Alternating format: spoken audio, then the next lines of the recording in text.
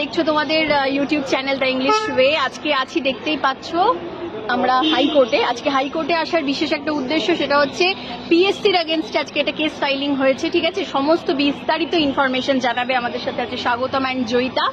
তো বাকিটা সব ডিটেলস এখানে এই দুজন আমাদেরকে জানাবে।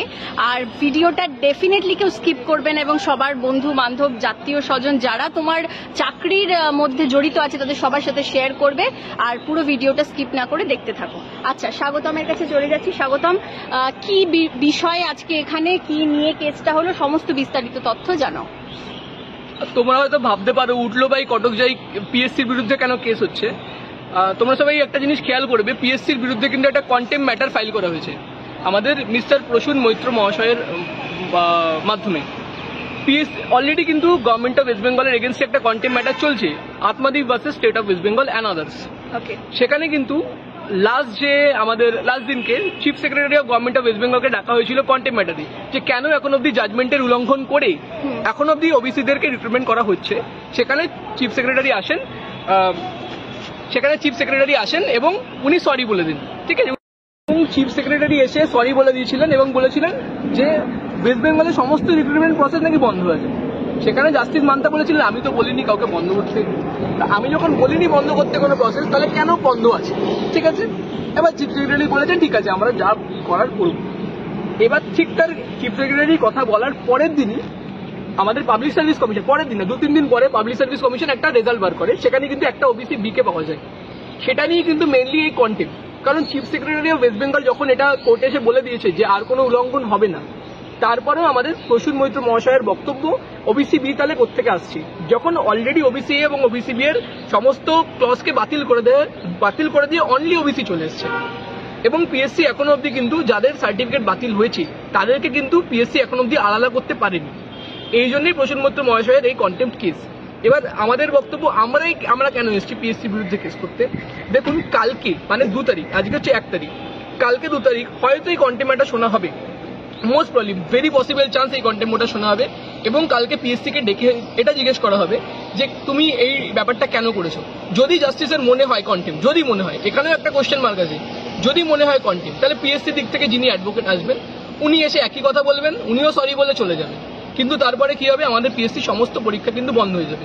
Miscellaneous exam, clerkship exam, WBCS, আর কি আছে, আরে যেগুলো ইন্ডিকেটিভ অ্যাডভার্টাইজমেন্ট গুলো বেরিয়েছে, জুনিয়র ইঞ্জিনিয়ারিং ইন্টারভিউ চলছে, কিছু রিক্রুটমেন্ট হয়েছে, কিছু মাঝ রাস্তায় আটকে রয়েছে, পুরো প্রসেসটা কিন্তু বানচাল হয়ে যাবে যদি কালকে পিএসসি আসে সরি বলে গিয়ে ঘুমিয়ে পড়ে।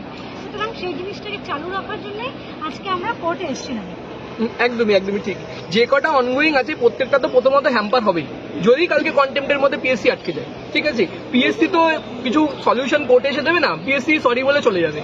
পিএসসি বলবে আর হবে না, সরি ভাই ভুল হয়ে গেছে, আর হবে না বলে চলে যাবে, এবং তারপরে সমস্ত পরীক্ষা আমাদের বন্ধ হয়ে যাবে। এই জন্যই কালকে আমরা প্রিকশনারি হিসেবে আমরা কেসটা করেছি। এই কেসটা পুরোপুরি প্রিকশনারি কেস।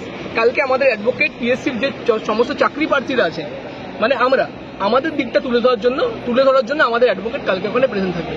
উনি কিন্তু এই জিনিসটা তুলে ধরবেন যে আগের দিন কন্টেম্প ম্যাটারের পরে 10খানার রিক্রুটমেন্ট এক্সামের নোটিফিকেশন বন্ধ হয়ে গেছিল, কন্টেম্প ম্যাটারের ঠিক পরের দিন।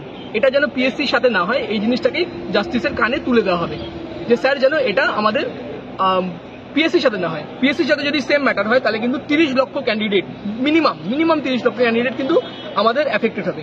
এবং তার সাথে সাথে আমরা এটাকেও একটা ম্যাটার বানাবো যে পিএসসির 15টা ইন্ডিকেটিভ অ্যাডভার্টাইজমেন্ট দেওয়া হয়েছে সেই ডিসেম্বর মাসে, 3 মাস হতে চললো, সেখানে লেখা ছিল উইল বি পাবলিশ শর্টলিটা কতদিন, 3 মাস হয়ে গেল, এখন অব্দি কিন্তু সেগুলো বেরোচ্ছে না। এবার পিএসসির বক্তব্য ছিল ওবিসি ম্যাটারের জটিলতার জন্য আমরা বার করতে পারবো না, কিন্তু আগের দিনই কিন্তু আমাদের জাস্টিস মান্থা উনি কিন্তু ক্লিয়ারলি বলে দিয়েছেন যে মানে আমার তো রিক্রুটমেন্ট বন্ধ করার জন্য আমি কিছু করিনি, এইভাবে তুমি রিক্রুটমেন্ট নাও, কোনো সমস্যা নেই। উনি কিন্তু ক্লিয়ারলি কিন্তু নিজের জাজমেন্টে বলে দিয়েছে নতুন রিক্রুটমেন্টের জন্য কি করতে হবে। তারপরেও পিএসসি কেন করছে না, এটাকেও আমরা ম্যাটার বানিয়ে ম্যাটার বানিয়ে আমরা সেটাও আমাদের কেসে অ্যাড করবো। তাহলে তোমরা শুনতেই পেলে যে কি উদ্দেশ্যে আজকে কেসের জন্য আমরা এখানে এসেছি বা কিছু। এবার যে ফান্ডিং, কেসটার যে মেন যেটাকে বলে ডিজেল বা পেট্রোল, সেটা আমরা কোথা থেকে পাবো সেই বিষয়ে কিছু তোমার কাছ থেকে শুনবো, কিভাবে আমরা কেসটাকে এগোবো। ইনিশিয়ালি আমরা কিন্তু এই কেসটা কদিনের মধ্যে ফাইল করছি, 2 দিন। এই কেসটা আমরা মাত্র 2 দিনের মধ্যে ফাইল করেছি, মাত্র 2 দিন। আমাদের ম্যাক্সিমামটাই কিন্তু আমরা একটু ক্রাউড ফান্ডিং করেছি। আমরা একটা ভিডিও বানিয়ে সেখান থেকে একটা আমাদের গ্রুপ আছে, আমাদের WB PSC অ্যাসপিরেন্টস যৌথ মঞ্চ, এই গ্রুপের মাধ্যমে আমরা ফান্ডিং কালেক্ট করেছি এবং ম্যাক্সিমামটাই আমরা নিজেদের পকেট মানি দিয়ে ফান্ড করে এই কেসটাকে আমরা শুরু করে দিয়েছি। তারপরেও কিছু ফান্ডিং সাইড থেকে এসছে, কিন্তু সেই ফান্ডিংটা খুবই খুবই লিমিটেড। মানে আমরা যদি এখন একটা হিসাব বানাই, আজকের দিনের আমরা অ্যাডভোকেটকে পেমেন্ট করা হয়ে গেছে, আজকের দিনে যদি আমরা হিসাব বানাই নেগেটিভে চলে যাবে, মানে আমাদের ফান্ড এখন নেগেটিভে পড়ে আছে। কালকেই হচ্ছে আমাদের হিয়ারিং, তো আমরা তড়িঘড়ি করে এখানে আমরা ঢুকতে বাধ্য হলাম। আমরা ভেবেছিলাম চলো একটু লেট করা যাবে, কিন্তু যেই মুহূর্তে পিএসসির বিরুদ্ধে কন্টেম্প ম্যাটার হচ্ছে, আমরা কিন্তু আর লেট করতে পারিনি। আমাদের 2 দিন হাতে টাইম ছিল। এখানে আমার একটা কথা আছে, তোমাদের কিছু অ্যাপ্রক্স বাজেট তো নিশ্চয়ই আছে, যেটা বাজেট সেখানে পৌঁছাতে গেলে আর কতটা এখনো আমাদের টাকা পয়সার প্রয়োজন আছে, সেগুলো একটু যদি ক্লিয়ারলি জানাও। ওকে, ভেরি ভেরি গুড কোশ্চেন। তুমি বলো। আমাদের বলতে গেলে এই মুহূর্তে শূন্য থেকে শুরু করতে লাগবে, কারণ আমরা এইমাত্রই বলেছি যে খুব সামান্য ফান্ড কালেকশন হয়েছিল আর বাকিটা আমরা নিজেদের পকেট থেকেই বলতে গেলে দিয়েছি। কিন্তু এটা সবাই নিশ্চয়ই বুঝতে পারছো, 8-10 লাখ পরীক্ষার্থীর একটা কেস, সেখানে একজন ভালো লয়ারকে অ্যাপয়েন্ট করতে গেলে একটা ভালো রকমের টাকার প্রয়োজন। হ্যাঁ, আমাদের তো কোর্ট ফ্রিতে দেবে না, সরকারের নিজস্ব আইনজীবী আছে, কিন্তু আমাদের নিজেদের পয়সাটা নিজেদেরই দিতে লাগবে। ফলে এই 8 লাখ পরীক্ষার্থীর মধ্যে যদি 80,000-এরও ঘুম না ভাঙে তাহলে তো খুবই মুশকিল।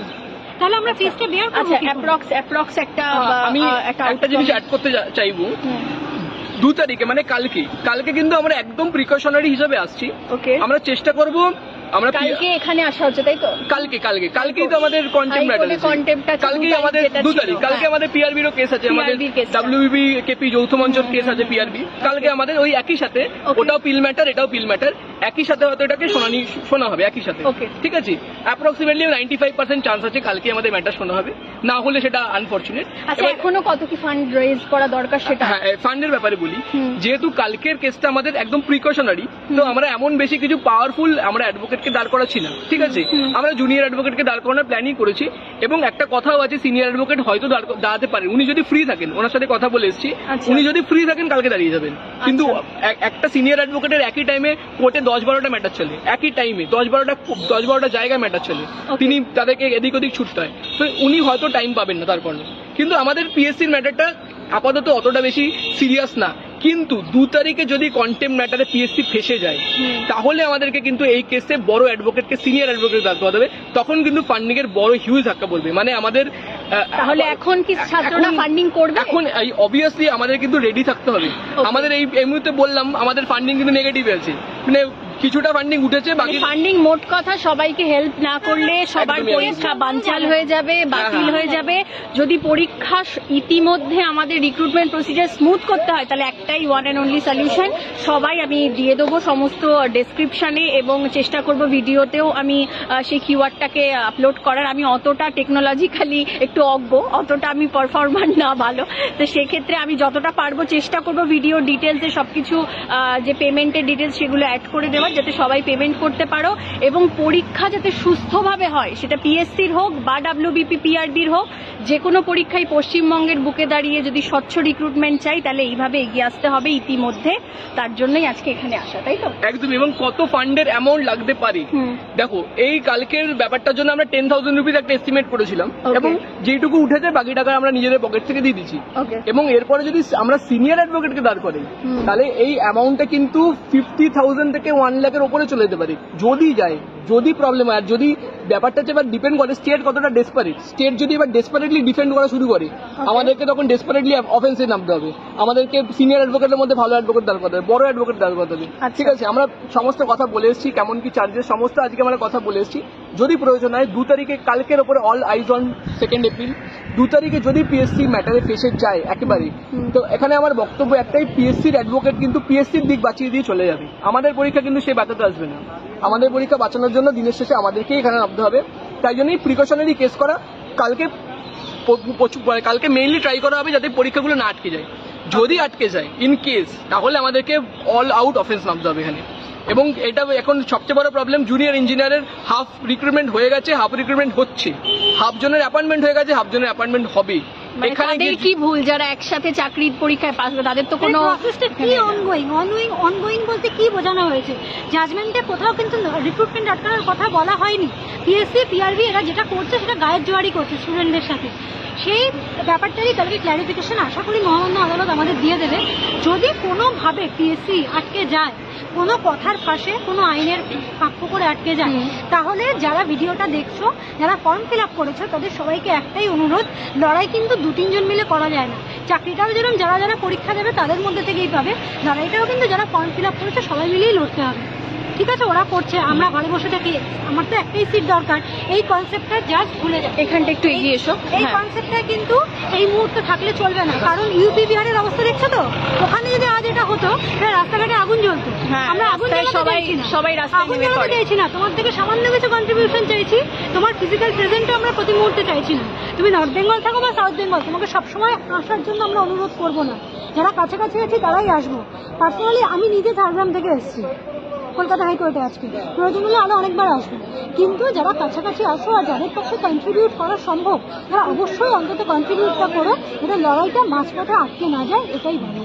এবং যারা যারা সবাই তো আশা করি কোনো না কোনো কোচিং ইনস্টিটিউটের সাথে যুক্ত, কেউ টিচার কেউ স্টুডেন্ট, তাদেরকেও আমাদের ভিডিও লিঙ্কটা পাঠিয়ে দাও আর আমাদের বার্তাটা তাদের কাছে ছড়িয়ে দাও যে যদি ভবিষ্যতে পিএসসি আটকে যায় তাহলে আমরা কিন্তু অলরেডি আমাদের লিগাল সাইড কিন্তু রেডি রেখেছি। জেনারেলি কিন্তু আমরা আগে কি করতাম, আমরা কিন্তু কোনো